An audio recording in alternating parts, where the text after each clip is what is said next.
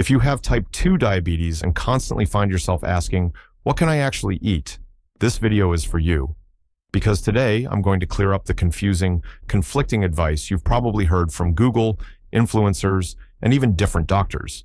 And by the end of this, you'll finally understand how to build meals you enjoy without spiking your blood sugar, and without giving up the foods you love. First, let's talk about why this confusion exists in the first place.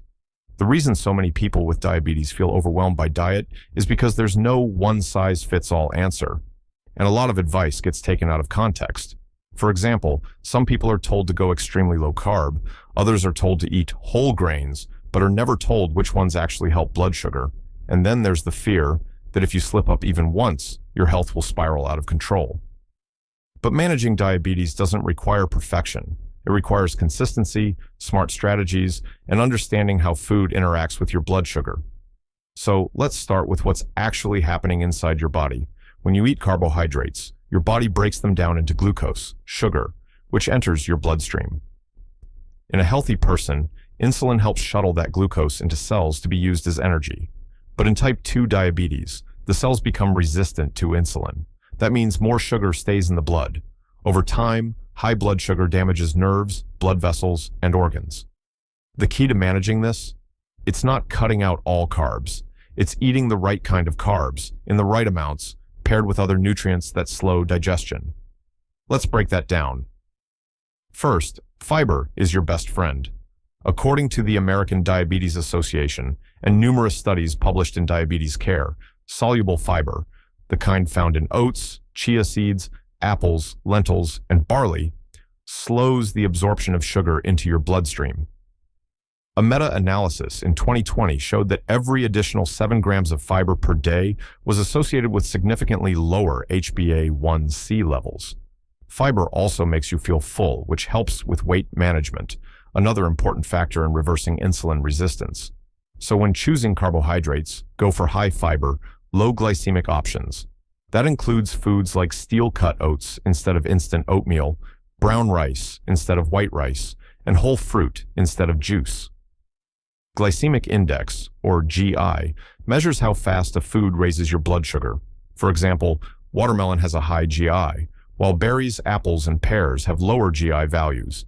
But GI isn't the whole picture. Portion size matters too. Half a cup of cooked brown rice has a different effect than 2 cups.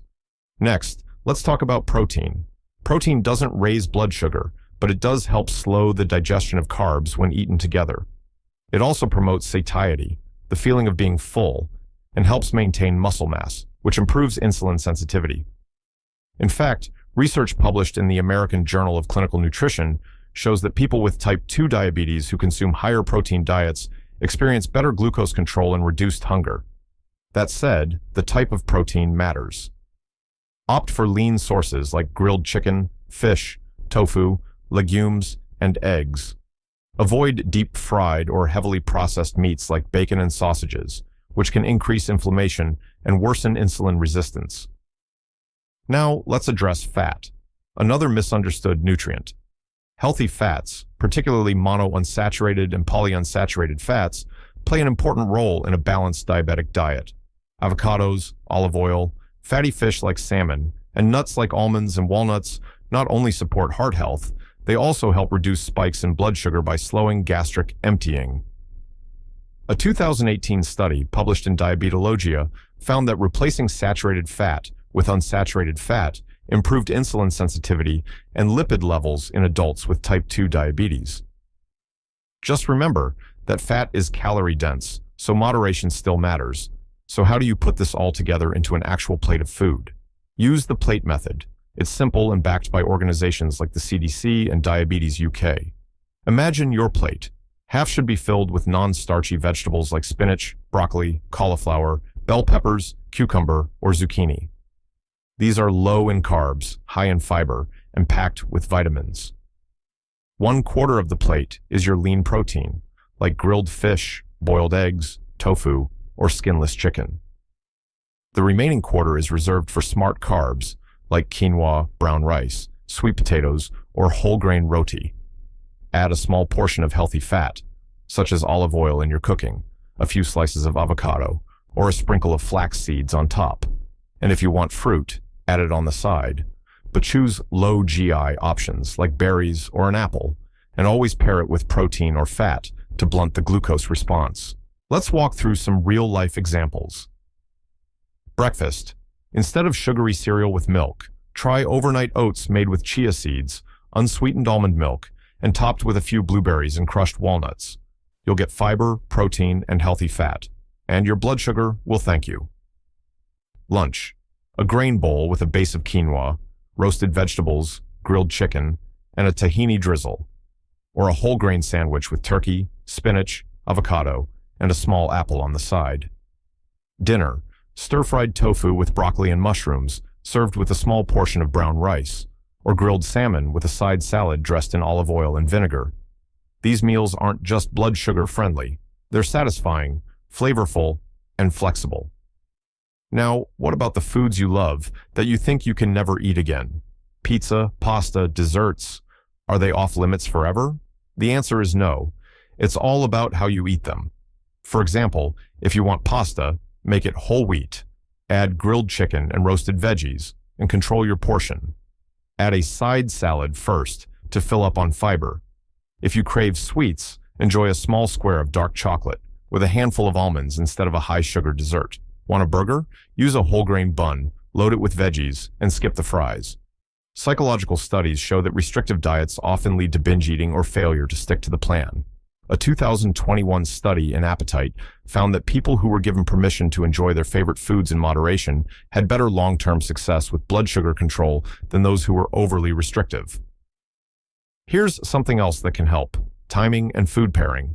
Eating carbs on an empty stomach spikes your sugar faster than if you pair them with protein or eat them at the end of the meal. A 2015 study in diabetes care found that eating protein and vegetables before carbohydrates significantly reduced post-meal glucose levels in patients with type 2 diabetes. In practice, that means eat your chicken and salad first, then your rice. And don't forget beverages. Sugary drinks like soda, sweetened coffee, and even fruit juice can sabotage your blood sugar quickly. Stick to water, unsweetened tea, or black coffee. If you want something flavorful, try infusing water with lemon, cucumber, or mint. One more critical point: portion control.